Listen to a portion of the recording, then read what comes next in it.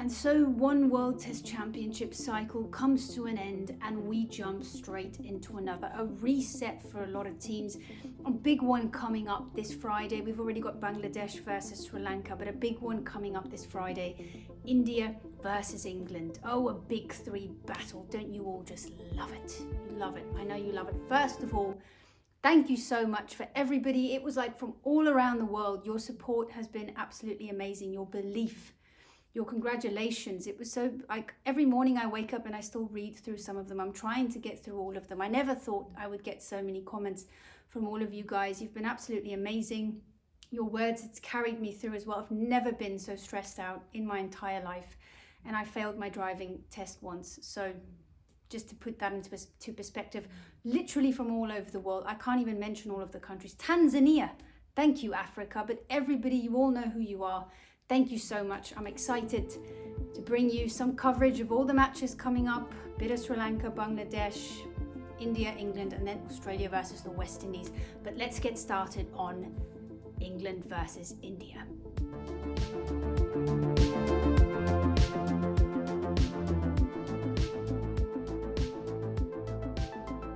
Now we've got two very contrasting situations here. Okay, you've got a Bazball era that's now been going on for years and years and years. You've got a public, I guess a part of your public, I don't know how big England, that's kind of for it, that's enjoying the cricket, it's entertaining, at least we're entertaining the crowd. Well, that's what Tottenham also said, guys, and where are they in the Premier League right now? Yeah, I used to be quite a bit of a Tottenham fan, but anyway, let's not go down that road, okay? Then there are some of the other guys who's like, this is not cricket, like this is not what it's supposed to be. So now let's go to the Rahul Dravid campaign for India.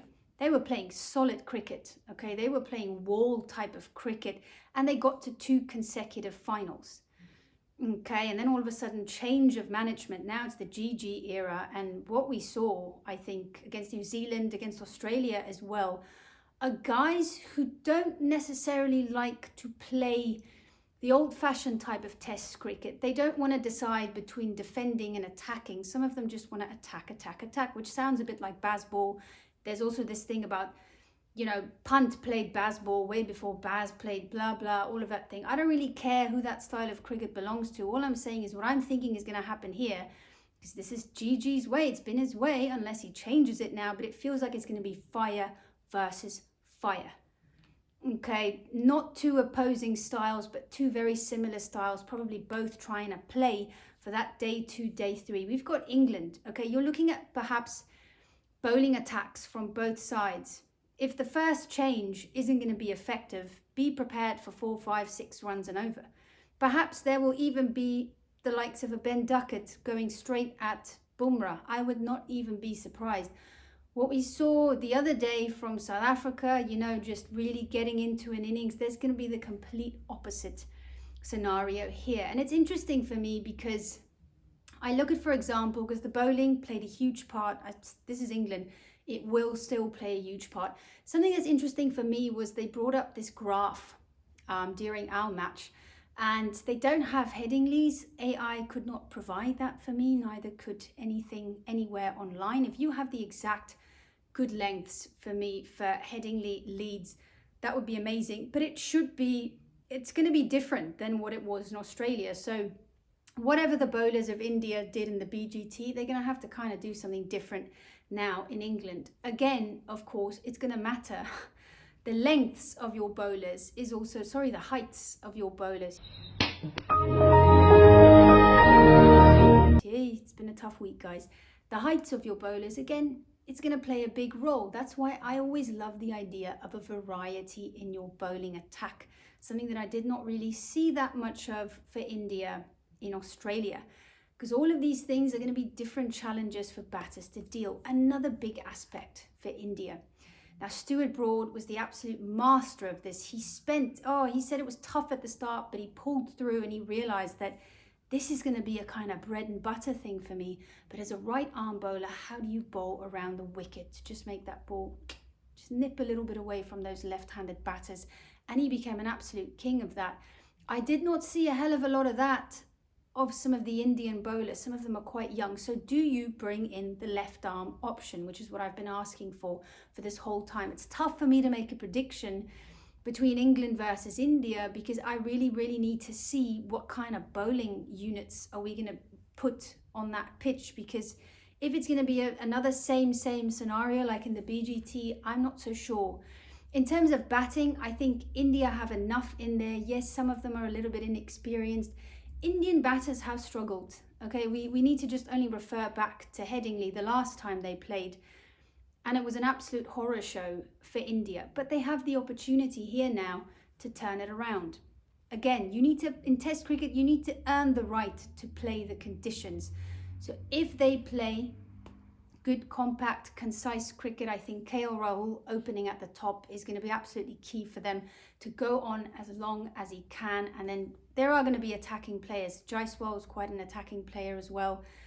Who are they going to pick? I really think Asai Sudarshan. For me, I'm putting a lot of faith in a guy like him. I thought his technique looked amazing for all over the world. So who are they going to pick to target the likes of a man called, I don't know, Chris Woakes? Okay, this guy, there's some question marks about him, perhaps outside of England, certain places. But in England, he is probably one of the toughest. Like, every time I see him bowl, there's an opportunity for a wicket for me. He just always manages to get it right. So how are they going to manage Chris Woakes? Because this guy, he takes fifers for fun in England. Okay, there's no doubt about it. Big miss for England not having Jofra Archer there.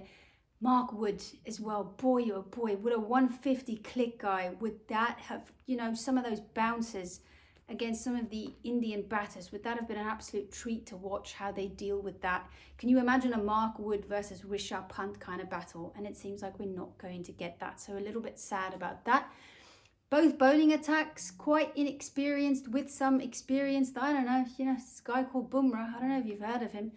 He's going to be playing, but he's only going to be playing 3 matches. So another big thing for India is going to be, how are they going to manage that? Which 3 matches? Because Dale Steyn called this 3-2 for England.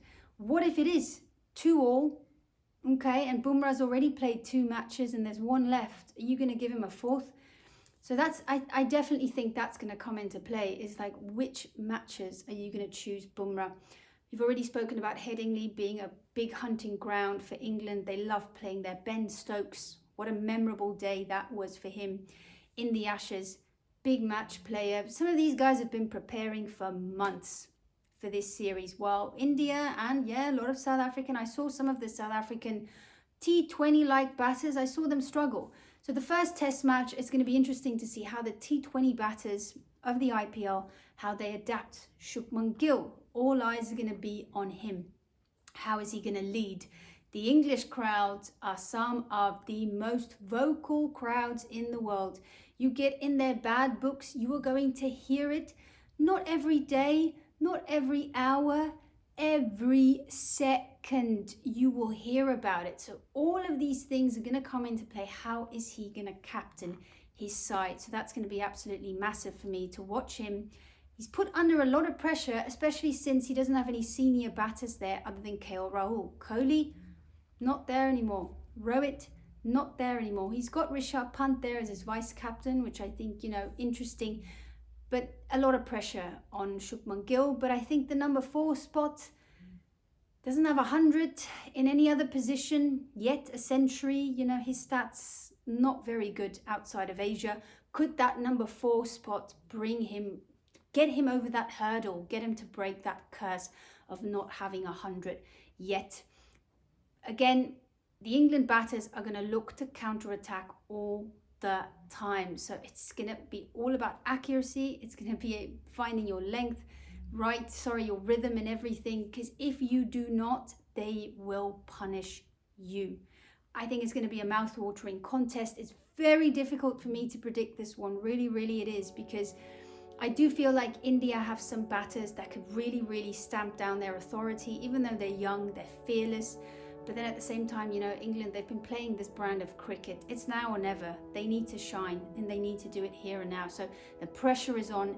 Gambhir as well, pressure is on. It's not been going well for him as a test coach. I'm thinking a 3-2 as well, but I'm going to be a bit of a coward. Please tell me what you think your predictions are. I'm going to say 3-2. I'm just not sure for who that is going to be. I need to just see what's happening in the first test match, but it feels like it could be a close series. What are your predictions? What are some players that you think you want in your 11? And obviously, final question, who's taking this series?